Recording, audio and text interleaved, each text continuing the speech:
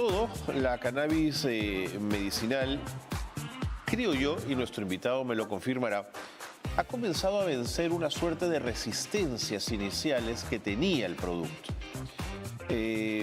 Porque no se conocía, porque se le ligaba con el consumo de la marihuana en términos recreativos, en fin. Pero hay quienes hoy día sostienen que gracias al uso del cannabis, su vida cambió y fue un extraordinario paliativo para poder vivir y tener calidad de vida en el marco del padecimiento de enfermedades que no son menores. Bueno, el doctor Daniel García es director médico de Organical y está aquí un poco para quizás vencer algunos mitos relacionados con el cannabis. Se los presento inmediatamente. Doctor Daniel García, bienvenido. ¿Qué tal? Gracias por estar con nosotros, Daniel. Qué gusto conocerte. Un gusto. Muchas gracias. Estás en tu casa. De asiento, por favor. No sé si lo he planteado bien el tema desde el inicio, pero sí hubo una resistencia inicial, ¿no es cierto? Bueno, en realidad la resistencia viene de hace décadas, Okay. ¿no? El tema ha sido el prohibicionismo que hubo alrededor de 1930 por la asociación que se tenía con el uso recreacional y los supuestos efectos adversos que eso traía, ¿no? Porque habían también, incluso ahí, muchos mitos. Y luego de eso se perdió mucho tiempo en lo que era la investigación de la planta de cannabis y sus componentes como medicina, que recién se está retomando en los últimos 20, 30 años, ¿no? Con los distintos descubrimientos que han habido. Entonces, incluso para mostrar esto, si uno ve en las páginas de bases de datos de investigación científica, se ve cómo exponencialmente crecen los términos relacionados a cannabis, a cannabidiol, a THC, después de un largo valle de nada de investigación por el prohibicionismo, ¿no? Ok. ¿Cuál es la enfermedad que de alguna manera le abre con más facilidad la puerta al cannabis? En el caso del Perú sería sobre todo la epilepsia, y en realidad hay que reconocer las madres que tenían estos niños que no controlaban las convulsiones y no controlaban diferentes síntomas y tenían que acudir a un aceite artesanal, los cuales usaban para paliar estas dolencias que tenían sus hijos, ¿no? Entonces, ¿y hay evidencias que disminuyeron los espasmos? Las epilepsias, sí, claro, las convulsiones, y eso también está replicado en estudios clínicos. Lo más alto para nosotros, los médicos, son los estudios clínicos aleatorizados. Entiendo. ¿No? Y eso sí está demostrado. Correcto. Respecto al cáncer. En el caso del cáncer, hay dos lados, ¿no? Si bien los componentes de la planta de cannabis son antitumorales, eso se ha visto en estudios preclínicos, es decir, en estudios en animales o en estudios que se ven en un plato Petri, en un laboratorio, que no necesariamente se replica lo mismo en humanos, ¿no? Por ejemplo, yo siempre pongo el ejemplo de la guanábana. Ya. La guanábana es un anticancerígeno en el plato. Sin embargo, no hay ningún oncólogo que recete guanábana para el cáncer, ¿no? Además que el cáncer es el nombre de varias enfermedades, varias patologías, y algunas de esas tienen tratamientos bien específicos. Pero por otro lado están todos los síntomas relacionados al cáncer y su tratamiento, como por ejemplo el dolor, que es muy importante, las náuseas y los vómitos por quimioterapia, por ejemplo, el insomnio, la ansiedad por la misma enfermedad, ¿no? Y de hecho hemos tenido varios pacientes oncológicos, nosotros en Organical, y también está publicado, de pacientes que mejoran estos síntomas con el uso de los productos de la planta de cannabis. No, pero además lo dice bien, doctor, porque vivir con dolor no es vivir, ¿no es cierto? No hay calidad de vida en vivir con dolor. ¿Cuántos peruanos aproximadamente hacen uso de la cannabis medicinal? Actualmente hay un registro, que es el registro REMPUC de Digemit, en donde están registrados alrededor de 24.000 personas, más o menos. Esos son los pacientes que han sido registrados. De hecho, hay pacientes que deben usar cannabis que no son registrados. Claro. Y sería adivinar, en realidad, decir un número aproximado. Lo que le puedo decir es la cantidad de pacientes que sienten dolor, que es el 20% de la población mundial que tiene dolor crónico. Algunos, obviamente, en cantidades que quizás no lo sienten mucho, no pueden hacer el día a día, pero en otros casos sí. Correcto. Sí Quiero proponerle mirar algunos mitos que valdría la pena desnudar, a ver qué tan ciertos son. El cannabis es la entrada a otras drogas. Ya, en el caso del cannabis medicinal, no hay ningún tipo de evidencia que muestre que el uso de cannabis como medicina pueda llevar a los pacientes a usar otras drogas, ¿no? A diferencia que, por ejemplo, con los opioides y la epidemia de los opioides que sí se ha visto, cuando hablo de opioides hablo sobre todo de los sintéticos como bueno, el tramadol, el fentanilo. Sí. En Estados Unidos se llevaron una generación, ¿no? La oxicodona. Exacto. Entonces, en estos casos lo que pasa es que los pacientes les dan un largo tratamiento con los opioides para calmar el dolor, por ejemplo, y luego cuando se les acaba el tratamiento igual tienen la necesidad y caen en lo que es la heroína. Sí. Entonces, eso no sucede con el cannabis, ¿no? Sí. Nosotros, si tenemos pacientes que usan por largo tiempo y quieren dejar de usarlo, se va bajando la dosis y ahí nomás. Créame que he sido testigo en Estados Unidos de ver cómo la prednisolona no te la querían vender si no tenías 800 recetas médicas y la oxicodona estaba en la góndola solamente para llevar la caja. Impresionante. Sí. Doctor García, sigamos viendo. El consumo de cannabis mata tus neuronas. Ya. Ese es un mito del cual me encanta hablar. ¿Por qué es que se pensaba que mataba las neuronas? Sucede que se hizo estudios en monos en donde se les daba cannabis fumado para ver si es que había algún cambio en el cerebro. Y bueno, hubo un cambio en donde la cantidad de la materia gris, ¿no?, del cerebro, que es la parte, digamos, más importante, ¿no?, donde pensábamos, etcétera, se veía reducida. ¿Por qué era esto? Al parecer se les dando unas cantidades tan altas de cigarrillos de marihuana que era la falta de oxígeno lo que hacía que suceda esto con los monos.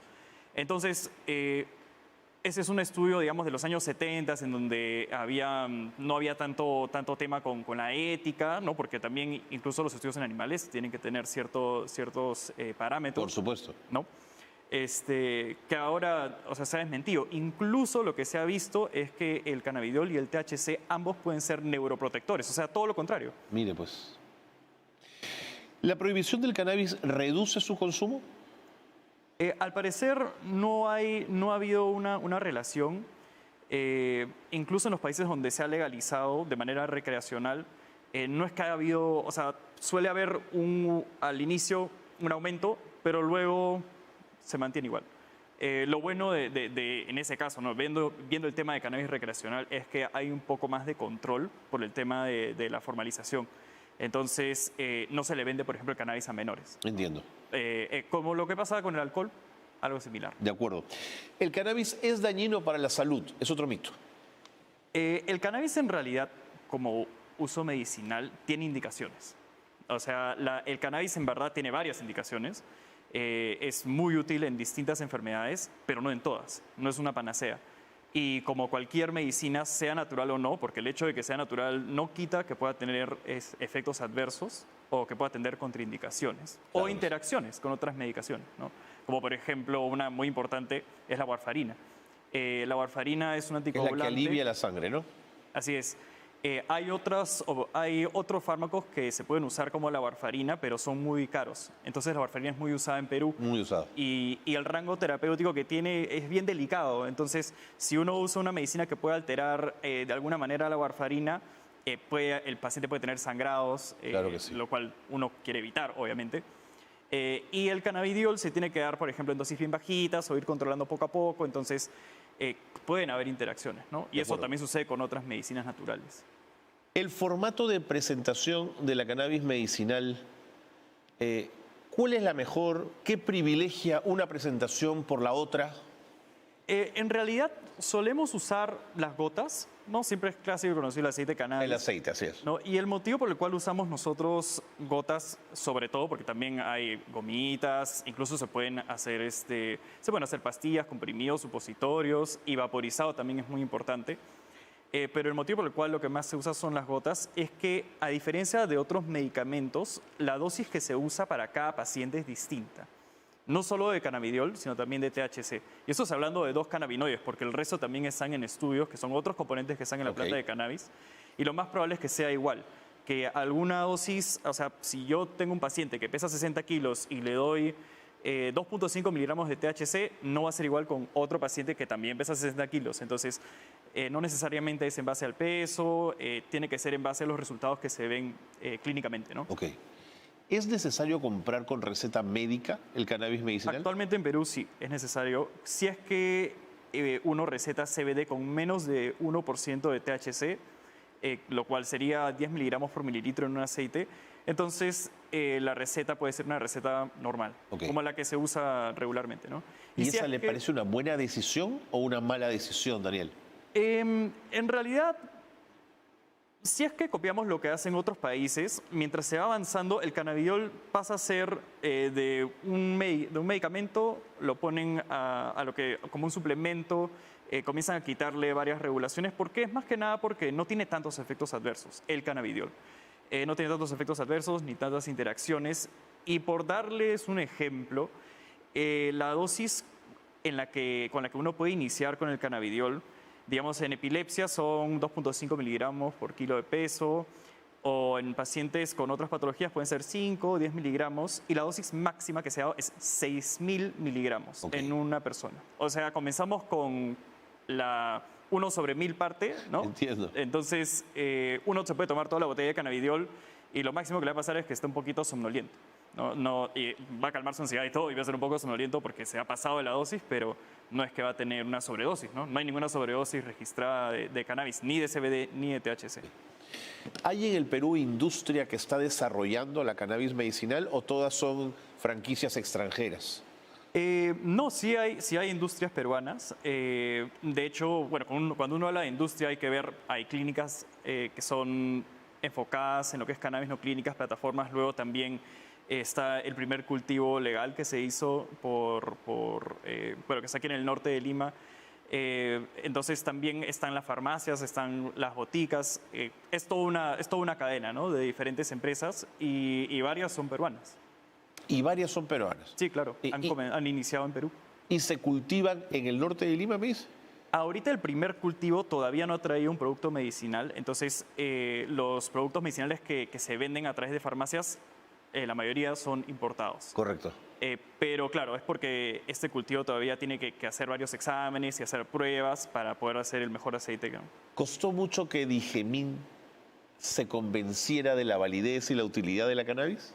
Yo creo que el tema con Digemit es que, bueno, aparte de que las personas que trabajan en Digemit siempre van cambiando, es lo mismo que pasa en todos lados, es la falta de educación.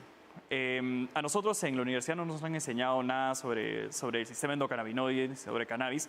Entendería que no enseñan sobre cannabis, pero el sistema endocannabinoide es como que yo hablé de uno de los sistemas de receptores de células, ahorita quizás estoy hablando un montón de palabras médicas, pero más grandes que se encuentran en el cuerpo humano y no se menciona en casi ningún currículo. Hay universidades que sí están comenzando a hacer cursos que hablan un poco más de esos temas, ¿no? Y sí están entrando un poco más, lo cual es bueno, pero todavía falta porque eso sí debería entrar por lo menos en la zona de neurología, ¿no? Porque es un campo bien grande en lo que es neurología. Y eso lo demuestra también porque hay farmacéuticas ya grandes, gigantes internacionales, que tienen patentes de varios fármacos que actúan en esos receptores, ¿no? Una crítica final. No es una panacea. No es una panacea, no, definitivamente. No, porque la venden, también nos la venden y nos la cuentan. Es lo máximo, ¿no es cierto? Sí. No lo es, eso no es una panacea. No es una panacea. De hecho, tiene indicaciones y las indicaciones están basadas en estudios. Lo que suele pasar, y también pasa con otras medicinas, es que siempre se comienza igual con anécdotas y esas anécdotas tienen que pasar a estudios. Claro. Uno va teniendo reportes de casos, los publica, otros médicos lo leen o investigadores clínicos y eso pasa a un estudio clínico con una alta validez. Así es. Y entonces esto ya se va replicando. Luz verde y se replica. Sí. Muy bien. Doctor García, muchas gracias por haber estado con nosotros, por habernos ayudado a eliminar cierta desinformación sobre el tema y a colocar en los verdaderos parámetros el cannabis como una posibilidad, sin duda importante, de ayuda a las personas que tienen determinadas enfermedades. Muchas gracias por haber estado con nosotros. Muchas gracias. Daniel García, director médico de Orgánica, ha estado con nosotros.